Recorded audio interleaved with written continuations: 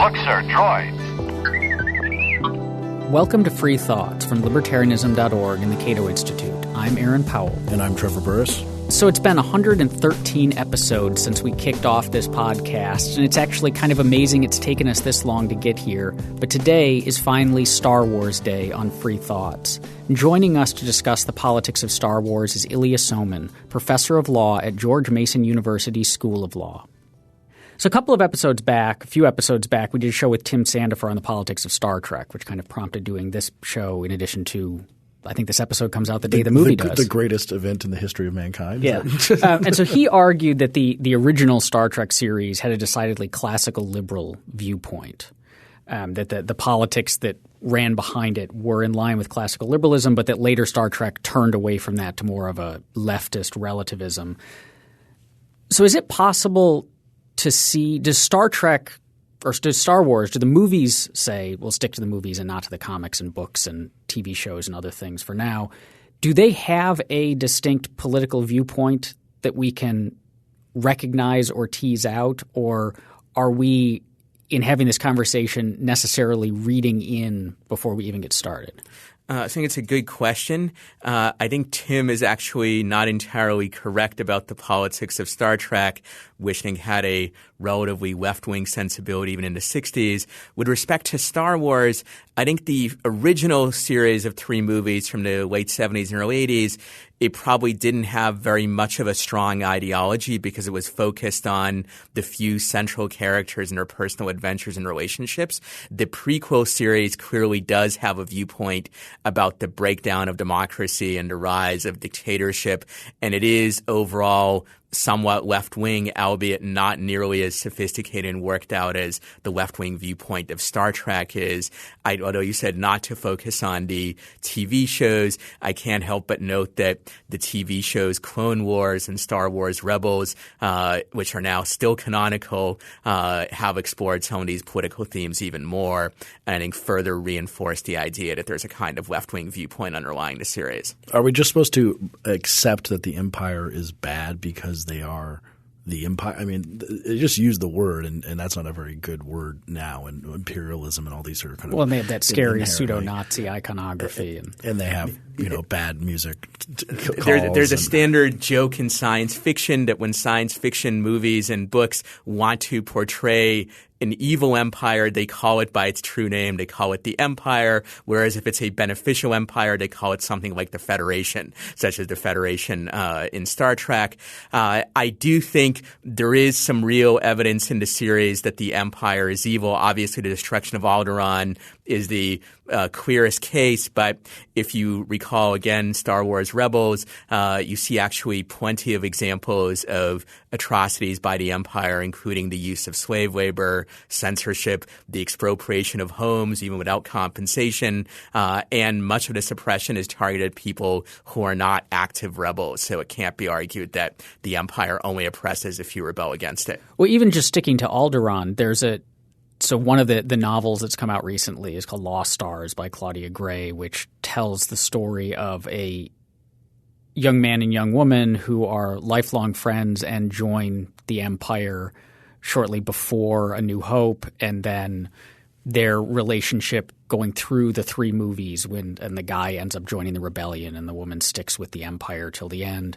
And that destruction of Alderaan plays a large role in the book. And even there we get from the Empire's side, the argument is, yes, it's terrible to have blown up this planet and killed billions of people, but we're on the cusp of a galactic war that would kill substantially more.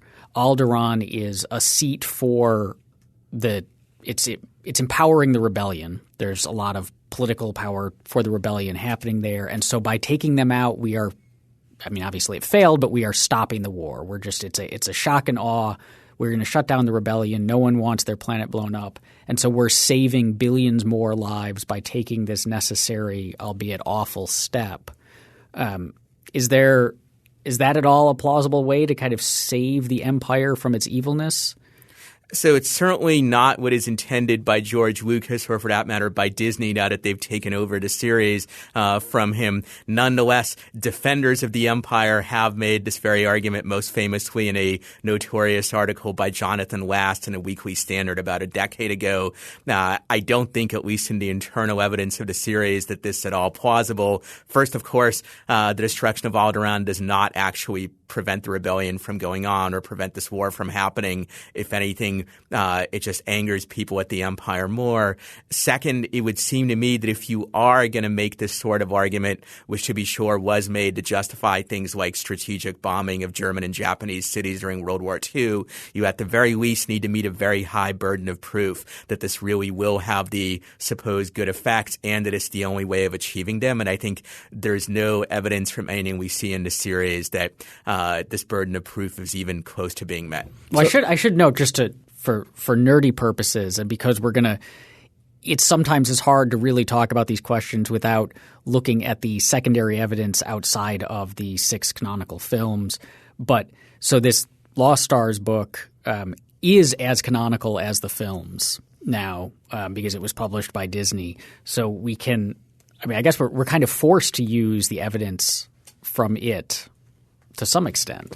To some extent, according to I guess it's not Michael Eisner or the guy who runs the canon for Disney now. Yeah. So I don't think we're necessarily forced to do anything. We don't have to obey Disney's strictures if we don't want to. And sadly, I'm not that familiar with this book, but I do take your point that it has some sort of official canonical status, and perhaps I should go and study it more carefully. The iron fist of the hand of Mickey Mouse is the thing we have, to understand. They control it very, very. That's the true. But it is. The Empire does see the rebellion as, at least in the beginning, a terrorist operation. And that was my question too, because Llya mentioned it, that it's blowback. That the reaction to Alderaan could be directly related to blowback, and their strategies of trying to deal with the rebellion when they're decentralized and hard to find, like the Viet Cong, for example, is to blow up large things when you can't actually find the people, and that creates blowback. So they do seem very much like terrorists. Yes, although I think here, as elsewhere, the term terrorist is often abused in that the actually morally objectionable terrorism is the kind that either targets civilians, which we never see the rebels do, at least in the TV series and movies, or alternatively is fighting in an unjust cause. And the unjust cause point is a bit more controversial here. Clearly, I think the producers of the movies want us to believe that the cause is just. Even if you're not willing to take that at face value, it's still far from clear that the regime that the rebels want to set up is as bad or worse than the one that currently exists under the Empire. The strong implication of the series is that it's supposed to be better, though perhaps the movie that's about to come out will cast some doubt on that. Well, what is the moral status of justified rebellions? Well, how would we know that it's justified or not? In real life or in the world of the movie? So obviously there is a vast amount of literature devoted to this. People like John Locke and read all the way back to some extent Plato and Aristotle have written about this. I would say that a justified rebellion is one that revolts against an oppressive regime and has a realistic chance of establishing a better regime at a morally acceptable cost. Now, obviously, we could probably spend all day trying to unpack exactly how to operationalize each of those requirements. But notice that the worse the status quo regime, the more leeway there is for justified rebellions, because in those cases, if the status quo is really awful, then setting up even a mediocre, moderately oppressive regime might still be a huge improvement. So, for example, if you consider the regimes that replaced communism after it fell, some of them were worse than others, but every single one of them was substantially better than the communist regime that replaced, because communism was so completely horrible. It seems like they also use the fact, and this is very modern in a very broad sense, but just that we know the empire is evil because at least we see in the prequels that they have gotten rid of democracy or some sort of thing that, and I think we don't learn until the beginning of episode 4 that they dissolved the Imperial Senate, but the Imperial Senate is supposed to still exist even in the 30 years after the fall of the republic, correct? Well, no, it's Aaron, less than you're that. I mean, we're looking at 18 years. 18 years. Sorry. This is modeled, I think, on the actual history of the Senate in the Roman Republic, where the emperors never actually shut down the Senate. It continued to exist up until the fall of the Roman Empire itself, or even to some extent a bit beyond. But over time, the Senate was drained of much of its power. Now, of course, the actual Senate of the Roman Republic was not at all democratic. It was, in fact, a kind of aristocratic elite club. How democratic the Senate in the old Republic before the Empire and Star Wars is actually debatable. It's probably more democratic than the Roman Senate was, but it's far from clear that they're actually chosen by truly competitive popular elections. Well, what evidence do we have of the level of democracy? I mean, we know that it's a weird Senate because it seems to be made up of, like, say, the chief executives of various planets. So Queen Amidala is the ruler of her planet, and then she's also the senator who gets sent.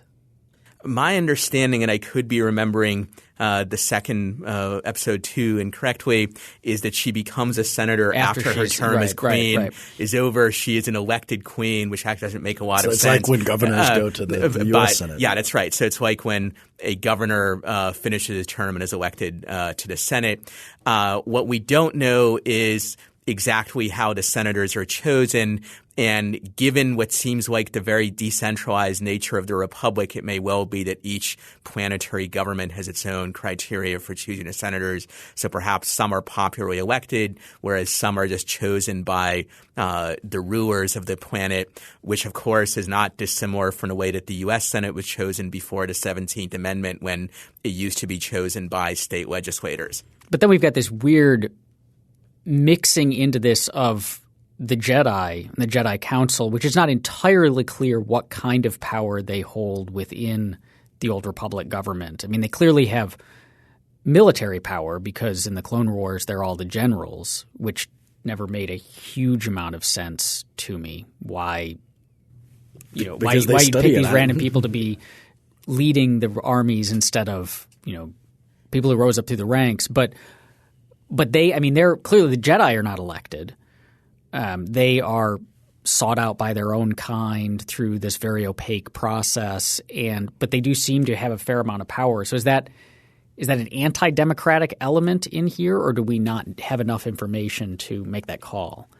I think it's pretty clear that they're an anti-democratic or at least an undemocratic element. It seems like they're self-selected from the population of people who have enough midichlorians, if that's the way to pronounce it, to use the Force effectively. And also, up until the Clone Wars, it seems like the Republic did not actually have its own centralized armed forces other than the Jedi. The Jedi were the only armed forces that answered to the Republic as a whole, or were part of the Republic as a whole, as opposed to individual planets.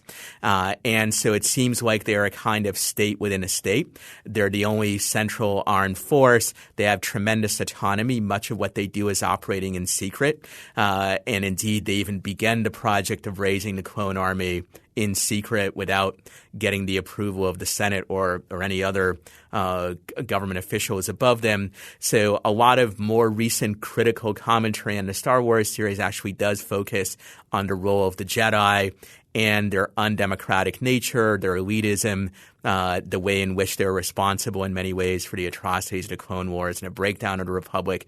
On the other hand, as the economist Tyler Cowen pointed out a few years ago, if you take the series time frame seriously, it seems like the Jedi have successfully maintained the peace for something like 1,000 years, and only later it breaks down. So you might say this is actually a really good system, but even a really good system will break down at some points, and 1,000 years is actually not a bad run. But it seems like that a good analogy for the Jedi would be something like the clerical class, which doesn't really exist in many countries, Western countries today, but it was a huge part of Christendom during the Middle Ages, where you actually had a separation of because they're a religion, and I mean here they would violate the Establishment Clause, I would say, but and if you think about something like the investiture crisis, which Harold Berman's great book Law and Revolution discusses, which is a crisis between the Pope and various kings, but particularly Henry II of Europe, about who controlled different parts of life, whether or not the clergy and the archbishop in England controlled different parts of life, which was different parts of family. So you wonder what parts the Jedi actually control through their religious order. Well, I want to push back possibly, and I'm not sure this is a good argument, but I'll try making it on the notion of them to think about them as a religion, and so therefore to think about it as like an Establishment Clause, which clearly doesn't exist in the Star Wars universe, but we'll pretend violation, in that the Force is real in the Star Wars universe. It's not this. So it's not like one of the problems with religions having control now is that hokey religions, Aaron. Sure, but there are lots of people today who think that like science is hokey religion, and that they have better ways of getting at the true reality, but we don't think therefore science is a hokey religion. So the Force is real, manipulating it is real. These seem to be the only people who they're not the only people who have access to the Force, but the only ones who seem to be really proficient in its use. It's an important and powerful thing that gives them all of these abilities. And so they look less like a religion and more like, say, let's be really charitable, technocrats? I don't know, llya. I mean, both of those analogies have some purchase. I think if you take the internal viewpoint of the Star Wars universe, it's clear that the Force is real and it has a kind of scientific or pseudoscientific basis. The Jedi, of course, also have a whole philosophy of life built around their use of the Force and various precepts such as controlling your emotions, not giving in to anger, living a life of celibacy or at least not having a family, and so forth. But it's not clear that that's a religion in the sense of worshiping any kind of supernatural power. It's also, I think, the analogy to the medieval church doesn't fully work, and that the medieval church tried to impose its religion on all of European society, not just on the clerics, whereas there's not much evidence that the Jedi try to get anybody who isn't the Jedi themselves to worship the Force or to follow the Jedi philosophy or anything like that. I do think it is clear that the Jedi are a kind of elite warrior class within the state that has a lot of autonomy from the official state. In that respect, they may be more analogous to something like the Knights Templar or the other Shaolin monks. Yeah, or the other military religious orders of late medieval Europe, which were eventually suppressed by European governments because they were seen as competitors with the state. So whether you view this as a positive or a negative phenomenon depends partly on your own ideology and partly also on how you interpret some fairly ambiguous evidence in the movies and TV series. I wanted to go back to some of the governing structure too, because it kind of reminded me of your work on democracy and political ignorance.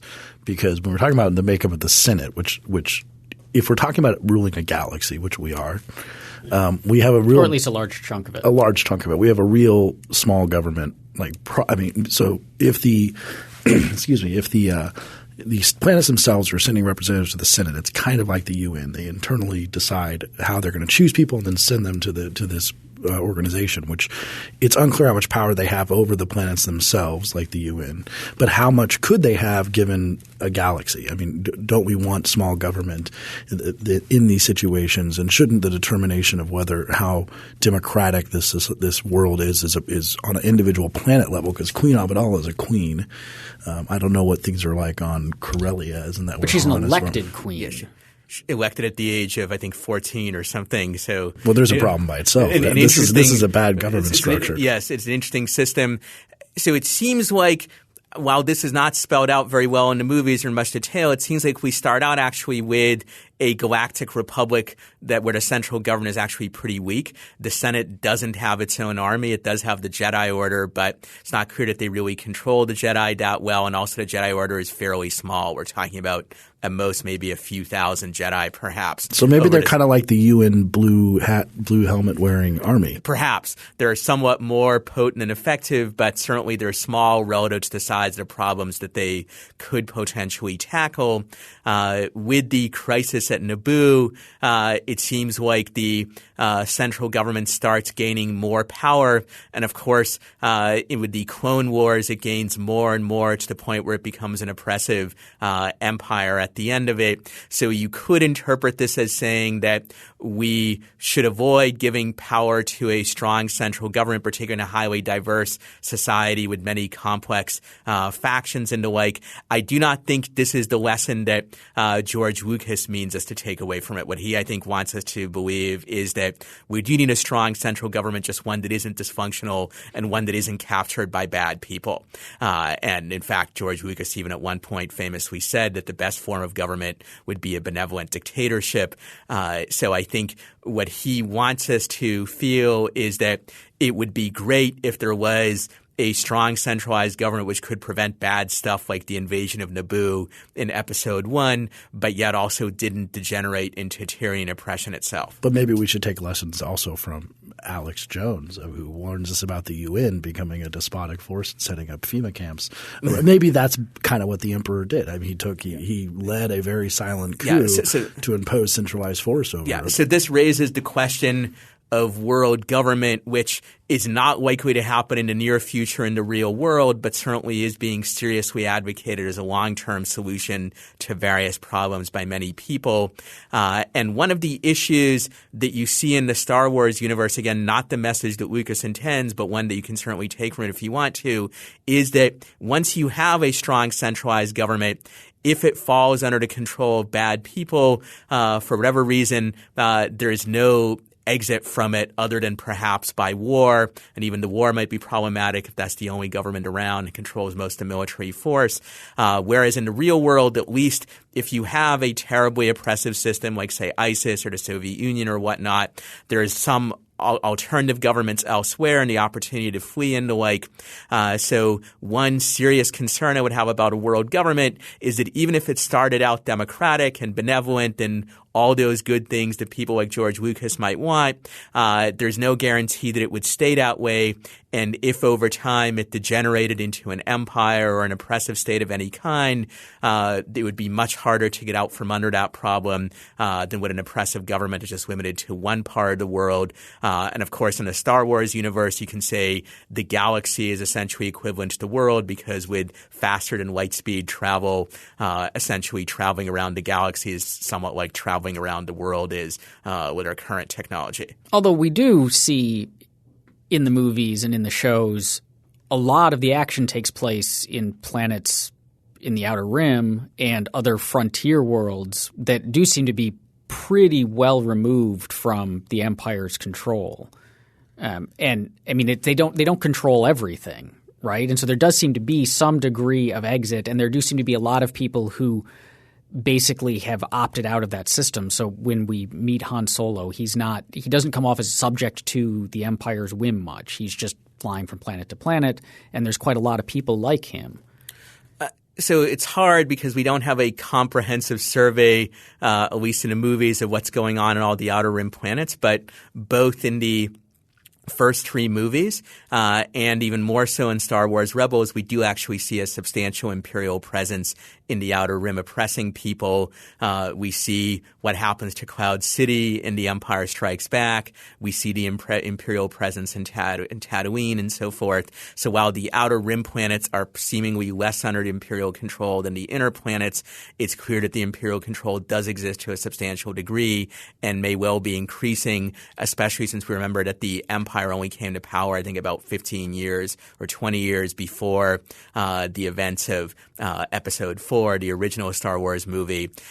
So it seems like it's well on its way towards greater tyranny even in these outer planets. That's one. I mean, the timeline is one of the things that seems oddest about all of this because we are talking about from the collapse of the Old Republic to the rise of the Empire to the Empire's domination of most of space. We are looking at probably less than 2 decades, and to the eventual collapse, less than 3 decades. And during this time, like if the Jedi were the primary peacekeeping force of the Old Republic and everyone has forgotten about them, by like that they're basically a myth, a handful of years later. Is this timeline of governmental change and rise of new regimes and their fall and their replacement by other regimes within such a short period of time plausible at all? Well, setting aside what I think is just a plot inconsistency of people not remembering about the Jedi, which occurs because, of course, at the time that he produced the Star Wars movie in 1977, Lucas hadn't yet envisioned the whole previous history of the Jedi. A set of rapid transitions and conquest is far from unprecedented in history. If you think about how Napoleon, Hitler, Alexander the Great, and other conquerors took over very large parts of what was then the known world or the world around them within even a shorter period than we see with the empire. So I think that's not at all unprecedented. You can also see the rapid rise and fall of different regimes in countries like 19th century France or Germany and Russia in the early 20th century. So none of that is all that historically unprecedented. I think you can argue about whether the empire has the military power and technology to take over the galaxy as quickly as it does. But remember, in many cases, it doesn't actually have to take it over because they simply are the successor to the previous regime. And therefore, a lot of people simply just obey the empire because they view it as the new instantiation of what they already viewed as the legitimate government, just as when Augustus became the first emperor, many people ended up just recognizing his authority without a fight, particularly since he portrayed himself as continuing the traditions of the Republic rather than making a sharp break with them. If anything, one of my beefs with the way this is portrayed in the Star Wars series is that if Palpatine is a smart politician, which elsewhere it seems like he is, he probably would not announce, well, now there's an empire and no republic anymore. It would be more reasonable and more intelligent to do what Augustus did, which is to say, I'm just the first among equals. I'm saving the republic and continuing it, and I'm maintaining all the forms and the like. A few years later, Augustus even officially resigned all of his offices and just maintained his power more or less informally behind the scenes. So it would seem to me that Palpatine would do better to remain chancellor but just continue various emergency powers that he had gathered to himself during the Clone Wars. I mean, he does seem to go out of his way to announce that his regime is evil. Just dressing his troops the way he does and the way we name the ships like Star Destroyers and the Death Star, and these aren't the kinds of names that you give to the good guys. Although, remember, it's not clear that the iconography of Nazi-like uniforms has the same connotations in that universe as it would for the audience on Earth. Yes. Watching the movie. But the names of the ships are scary, and the individual names of the Star Destroyers are all like bad, mean things. They're not Protector or they're like Vengeance. So the British Navy has ships called Vengeance and the like. And I think they even had a ship called the Devastation at some point. So and we often have scary names for our own weapon systems. So if you're an imperial patriot, so to speak, you might view Star Destroyer as just not a name that's supposed to scare us, the good guys, but rather to scare the enemy that the imperial fleet is fighting. I wanted to go back to Aaron's question about the frontier because this is something that I've written about and spoken about in terms of the interestingness of frontiers from a political theory standpoint. When you think about things like Firefly, and which is about the frontiers of these of the space, which are the outer planets, which are very Old West like, and the idea of the Old West is the frontier.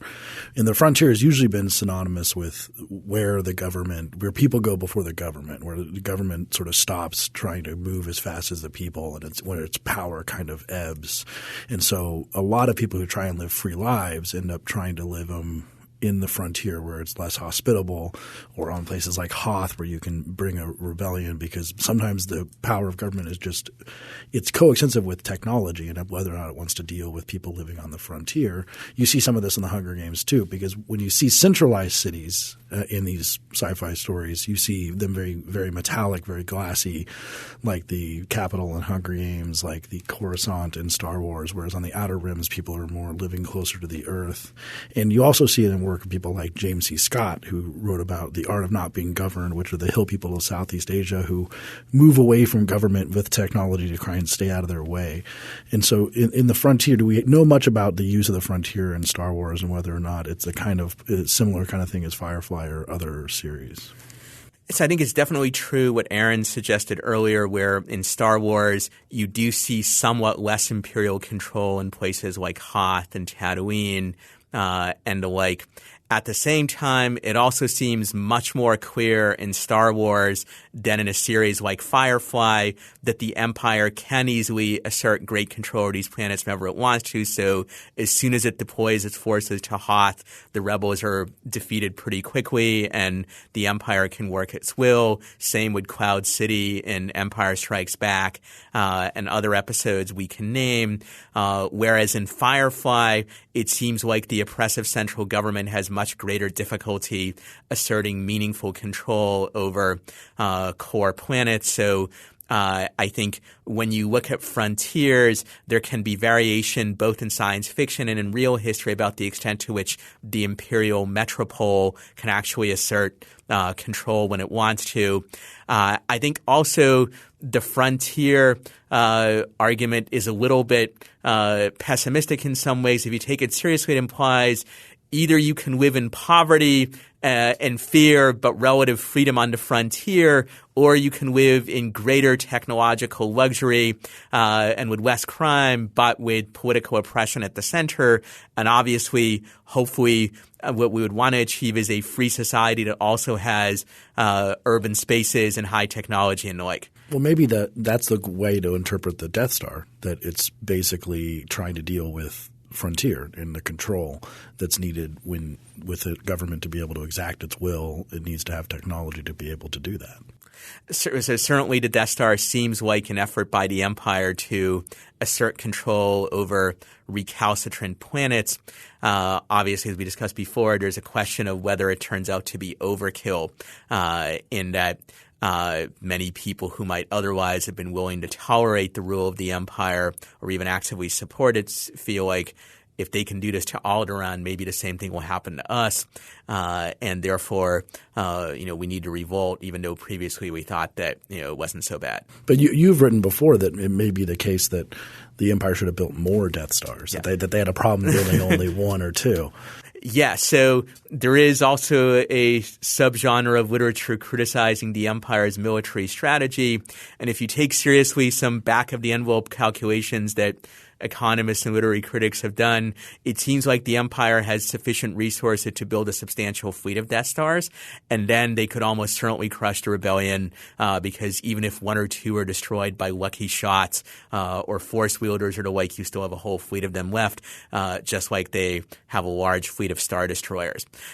So it's a little bit like instead of having just one or two nuclear bombs, which are vulnerable to a preemptive first strike, you can have an entire nuclear arsenal, in which case you're much more secure potentially. But we can't have a Death Star gap. That'd be the worst problem. Well, how would having multiple Death Stars have defeated the rebellion differently than the way they went about it with just the one and then later the half of one? Because their problem doesn't seem to be that they lack the military might to take out all of the various worlds. Their problem through at least the original films is that they can't find the rebellion a lot of the time. Like the rebellion has bases set up on places like Hoth, which just it's not like that's hidden among the normal population. That's just a planet that had nothing on it, and then they hit a base there. Once they find it, they have no trouble taking it out with their conventional means. And similarly, the bases at like Yavin, I mean, they threatened that with the Death Star, but they could have taken that out quite quickly from orbit with which one's Star Yavin? Destroyers. Oh, but Yavin's the first Death Star. Okay. Yes. So, that's when it's coming around. One of my jobs here, we got to make sure we don't use jargon. Yeah. But so like having lots of Death Stars would allow them to do what? To blow up lots of planets? But if they're blowing up lots of planets, aren't they doing significant damage to their own resources and causing more problems than it's worth? So this gets into the question of the relationship between Star Wars and counterinsurgency and the viewpoint that the series takes on it. In the real world, there's a lot of literature on this, but it seems like there are two possible approaches to counterinsurgency that might work. One is the sort of nice approach, relatively nice approach advocated by people like David Petraeus, which say you win the cons of the population, you provide them security. It's a slow, gradual process. You exercise great restraint in your use of force lest you antagonize civilians. And there's some evidence that that can work in some cases, like the surge in Iraq in 2007. On the other hand, there is the mean, nasty approach to counterinsurgency, which also has a history of working where you wipe out any areas that seem to support the rebels, where you're willing to engage in overkill, and where you make clear that you're not going to be deterred by anything, you're not going to be deterred by losses and the like. And that approach also in quite a number of cases is successful. It worked pretty well for the Soviets, for example, in suppressing the various insurgencies trying to resist the communists after they first took over, and also in the 1940s after they recaptured the Baltic states and Ukraine and the like. So it seems like if the empire had a whole fleet of Death Stars, they could quite easily adopt the nasty approach. Among other things, they wouldn't have had to attack Hoth with their conventional forces. As soon as they found out that there's a rebel base on Hoth, they could have just sent the Death Star to vaporize it, and most of the leadership of the rebellion might well have been wiped out. And if a number of planets that seem to be harboring rebels are wiped out by Death Stars, other planets will get the message. It would be less likely to be willing to host rebels. It would be more willing to turn them over. You might not be able to suppress all rebel activity completely. In such a vast galaxy, you probably never could, but you might well get it to the point where it's just a minor nuisance and certainly has no real chance of overthrowing the empire. So I'm not saying such a policy would be just or desirable, but from the standpoint of the rulers of the empire, it might be workable. Yes, it destroys some resources, but if even 10 or 20% of the planets ruled by the empire get wiped out in this way, and it probably wouldn't require that much destruction, you still rule 80%, and that's more than enough to assure a comfortable lifestyle for the imperial elite. Although arguably the strategy they had of first build one and then build just a second Death Star was working just fine. I mean, all the evidence points to they were winning the struggle against the rebellion, right? I mean, we don't see them losing massive numbers of ships in fleet engagements. We don't see their powers sliding. It's rising in all the way up till they make the mistake of putting their top guy on something that then gets blown up. But that could happen no matter how many Death Stars you had. So outside of that rather stupid error, their strategy seemed to be working pretty well. Yeah, you don't see any diminution in their power after episode 4. It's complicated in that you see two things. First, you see the fact that the rebels actually have a larger and larger fleet themselves. So it seems like more and more resources are coming under their control. Otherwise, they wouldn't have the industrial base to build a big fleet. Secondly, you see one of the emperor's finest legions, as he calls it himself, defeated by an army of Stone Age teddy bears with a small number of rebels supporting them. So this suggests a significant diminution in the power and efficiency of the imperial military. I guess the teddy bears would be they're a bigger fighting force than people I guess expected out of them. But I think Aaron's question too about the building the second Death Star, because I always wondered if there's just a empire military industrial complex that it just wants to build these things. And I mean, they're not highly maneuverable and they have all the problems of the military industrial complex because they also build them quite poorly. Like the F-35 with an exhaust port that can blow up the entire thing. So maybe the Death Star is like the military-industrial complex of the Empire, and the F-35 is just a huge cash sink job project. Maybe they're unionized and maybe they all vote, and this is a huge problem. To cite that Lost Stars book again, because it's just got a terrific line about this, there's the question of why are we building another one of these things when the first one blew up so easily? And the argument that gets given there by people is, look, we had this big thing that had lots of people in it, and the rebels flew some planes into it and blew it up. And if we don't rebuild it, then the terrorists have won. Yeah, maybe. there might be other evidence for a dysfunctional military-industrial complex under the empire. I don't think the Death Star really counts because it's pretty clear that the Death Star project is not being pushed by some shadowy contractor somewhere. It's clearly the Emperor himself and Darth Vader that really want it to be built, and they repeatedly say that. So unless you want to go back to the sort of old communist explanation of the rise of Hitler, which says that Hitler was just a tool of German capitalists, and you want to argue that Palpatine is really just a front man for military contractors or something. It seems like he personally is the one who's pushing the Death Star. There might be other military-industrial complex type problems that you see, as in the fact that the members of the imperial military seem not to be able to shoot straight. They can't hit anything. Plus, they're all wearing body armor that doesn't seem to actually keep out blaster fire or any kind of damage. So it seems like that armor, the purchase of many hundreds of thousands of suits of it, seem to just be benefiting whoever is building it, but it doesn't actually benefit the imperial military. And there might be other examples like that, but the Death Star seems to be primarily Palpatine's baby, to some extent perhaps also that of Darth Vader and Grand Moff Tarkin. And outside of we don't get a lot about the economic system at least in the original trilogy. There's not much about commerce or how the economy functions. I assume they get their money through taxation, but I'm not sure. But in some of the novels and in some of the TV shows, there are plenty of instances of call it crony capitalism or corporatism, or at least deep connections between politically connected businessmen and the empire who, these businessmen are able to use the empire to drive out competitors or take over areas or prop themselves up. So, it does feel that there's a fair amount of that going on behind the scenes. Yeah, certainly in the Clone Wars TV series, you see a good deal of it where it's implied that both military contractors and banking interests are in many ways, at least in part, behind the Clone Wars and trying to perpetuate the war.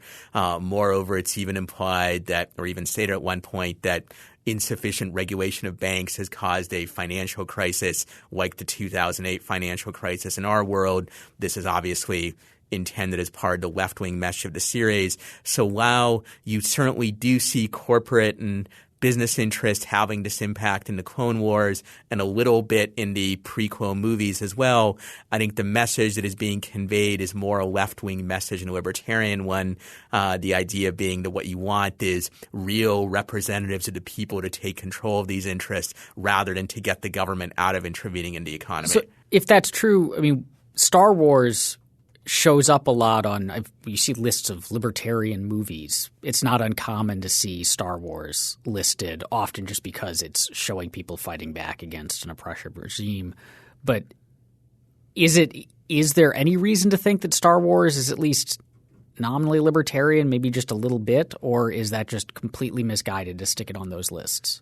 So I think the original three movies are at least compatible with libertarianism in the sense that they're fighting against a clearly non-libertarian oppressive government, and very little is said about what it is that they're fighting for except some vague restoration of a republic.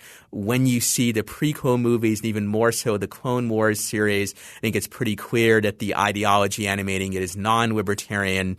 In Star Wars Rebels, there is some greater evidence perhaps of some incipient libertarianism. It remains to be seen whether Disney has a more libertarian or at least a less non-libertarian sensibility than George Lucas did. But I think it would be a mistake to say that any series where the good guys are fighting against something that libertarians would also oppose necessarily means that movie or series is libertarian in nature. You would also want to ask what it is that they're fighting for. Otherwise, you could say, well, Stalin during World War II was libertarian because he was fighting against Hitler, and libertarians oppose Hitler as well. Obviously, that's an extreme case, but I think it highlights a more general point that as libertarians, we're welcome to enjoy and like non-libertarian works, but we should be a bit more discriminating about saying, well, really, they're a libertarian. Well, this brings up the opportunity then to talk about one of the truly morally troubling aspects of Star Wars, and one that seems to go directly against libertarianism, which is the status of droids. Because everything we see about droids in the Star Wars universe, and they're everywhere in that universe, is probably not all of them, but certainly a lot of them are sapient, rational thinking beings who are effectively enslaved they're at the very least they're an oppressed class. But we're not. The movies don't portray it that way. The movies that don't seem to raise any questions about whether it's okay for Anakin to own C-3PO or for the droids to be bought and sold as salvage effectively. Like we're just supposed to accept that, but it seems rather troubling. Yes, and I think it's troubling even if you're not a libertarian. A number of non-libertarian commentators have focused on this, such as the famous left-wing science fiction writer Robert G. Sawyer. I think this actually represents a moral blindness not just on the part of the characters in the Star Wars universe, but on the part of the producers of the movies as well, in that there's a sense that if something is mechanical and it's not a biological being, then we can use it purely as a means to an end. We can do what we want with it and not worry too much about the morality of treating it the way that we do. And this is certainly true of the computers and robots that exist in our own world, which are not sentient, don't really have a will of their own. But it seems not to be true of at least many of the droids in the Star Wars universe who are effectively enslaved. And it's not just the bad guys who enslave droids in this world in this way, but the good guys, people like Luke Skywalker and others as well. And none of them seem to be troubled by it. I think this moral blindness on the part of the characters and the producers, and also I think much of the audience, there's an obvious historical analogy to the moral blindness about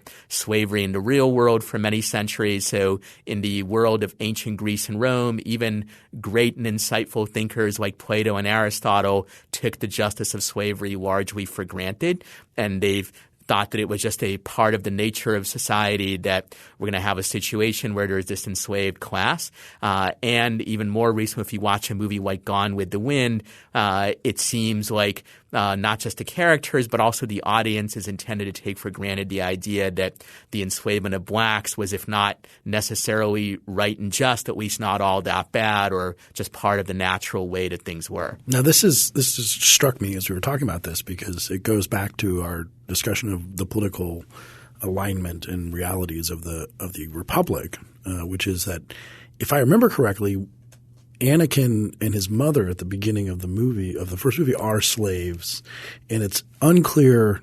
It seems fairly open that they're slaves. They're still slaves in the world today, but it's unclear whether slavery is simply legal. I mean, my guess would be that slavery is legal on Tatooine, and it's a member of the Republic. I mean, this is pre-fall, so it's a member of the Republic. So one thing we might be able to conclude from that is that the Republic has sort of a pre-Civil War kind of political system where they don't get inside of planets and overturn oppressive laws like slavery if we can conclude that slavery is legal on Tatooine at the beginning of the first movie, Episode 1. It's a good question. It's hard to say whether slavery is legal on Tatooine or whether Tatooine is simply a government or a planet that doesn't have much in the way of a functional central government. So it may be that the central government does not recognize slavery, but local rulers of various kinds don't care and still continue to practice it. It also does seem to be the case that at least pre-Clone Wars, the Republic has very little ability to intervene in the governance of the member planets, and therefore things like slavery could go on, particularly in these frontier planets, even if your average citizen of Coruscant probably wouldn't approve it, would think that it's a bad thing. Well, we also have the Hutts, which is interesting. Maybe that says something about what the fact that Tatooine's a little bit like, say, Somalia, or maybe the Hutts are kind of like a political machine, like Tammany Hall or Louisiana in the Huey Long days. We do have evidence that slavery of biological beings is rather looked down upon. I mean, one of the you don't see it in the movies so much, but it shows up in like the second episode of Star Wars Rebels, maybe the first, I can't remember which one, with Wookiee slaves. Like the Empire has, after the Empire defeated the Wookiees and took over Kashyyyk, it enslaved the Wookiees, and that is presented as a horrible thing. And there are other instances throughout comics and books and other things where people encounter slavers, and it's not clear. It often comes off as it may be legal in certain areas. It certainly isn't legal in others, but nobody likes them. Yeah. So it seems like the empire is a large and relatively diverse universe, and there are certainly some entities that regard slavery as permissible, like perhaps the Hutts and some people in Tatooine and the like. But it also seems likely that your average, more cosmopolitan citizen of Coruscant or other such planets would be horrified by that, just like in our world, ISIS believes that slavery, at least of non-Muslims, is morally permissible and just fine. But most people, even including many other Muslims, are horrified by ISIS and regard them as beyond the pale of legitimate civilization because they have such practices. But just as we can't always easily suppress ISIS because they control these sort of lawless, unstable regions, so similarly the central government of the Republic may not have been in a position to suppress the Hutts or stamp out slavery on Tatooine and the like. But this shifts that moral blindness is not about slavery per se, because it doesn't seem like slavery. It's a moral blindness about droids. Right, and just about the moral status of them. Yeah, just as the average American in 1850 would have been horrified by the enslavement of whites, but many people thought it was perfectly fine to enslave blacks, or at least a necessary evil to do so. So similarly, your average citizen of the Star Wars universe, and by the way, your average producer of the Star Wars movies, they think it's horrible to enslave humans or other intelligent biological beings, but the enslavement of droids, which they would not even call enslavement perhaps, is seen as perfectly fine. So shifting gears a bit, one of the issues that we have a handful of pieces about on libertarianism.org that has caused a fair amount of controversy, and like so many others, we can see versions of it in the Star Wars universe, is secession. We have articles about whether the South was justified in seceding, whether the North was justified in preventing them from doing so. And in the Star Wars universe, this issue comes up. The Clone Wars are all about the question of secession. Yeah, so in one sense, the secession movement is a kind of fraud because it's manipulated by Palpatine and Count Dooku and others for the purpose of starting a war. But in the Clone Wars series, we do see that there are a lot of people who have genuine grievances that may lead them to want to secede. And the question arises if maybe the Republic, both the secessionists and those who stay in, would have been better off if they had simply let the secessionists go. And indeed, in the real world, there's some evidence from political science research that multi-ethnic diverse societies which have provisions for secession actually experience less ethnic conflict and perhaps even less actual secession than those which simply say unity at all costs and will suppress secession efforts by force. Now, I don't think this means that libertarians or anybody should say all secession movements are justifiable. If you have a secession movement that's launched for the purpose of perpetuating an institution like, for example, slavery, then I think that's a different case. But that's not necessarily all secession movements. And in the case of the Star Wars universe, it is far from clear that the secessionists, most of them at least, were trying to set up governments any worse than those that existed before. So on balance, it seems like the Republic could have saved an enormous number of lives, an enormous amount of treasure, and also prevented the rise of the Empire if they had simply let many of the secessionists go when they said they wanted to. This might have actually, to some degree, diminished incentives for further secession by others because people would have known, if I get to a point where I have really serious grievances, I can secede in the future, so there's no reason necessarily to roll the dice now. So what are your hopes and expectations for the new movie, which is being published on the day of the release of the new simultaneously. It comes on the same day. Right. This is the most important release on 12/18. Right. So this is the part of the episode that becomes dated almost immediately, but we'll risk it and strive ahead. Yeah. So I hope at the very least it's fun to watch and it's better made than the prequel movies. If it does address political issues, which it's hard to say for sure whether it will or not based on the trailers that I've seen, I hope it tries to do so in a more sophisticated way than was done in the prequel movies, and it takes more seriously these questions of if you do want to have a strong central government, how do you ensure that it doesn't itself become oppressive? And perhaps it will have a less moral blindness with regard to things like the droids as well. You see a little bit of diminution of that blindness in the Star Wars Rebels TV series, which takes the droid situation at least slightly more seriously than the previous movies and TV series did. Free Thoughts is produced by Evan Banks and Mark McDaniel. To learn more about libertarianism and the ideas that influence it, visit us on the web at www.libertarianism.org.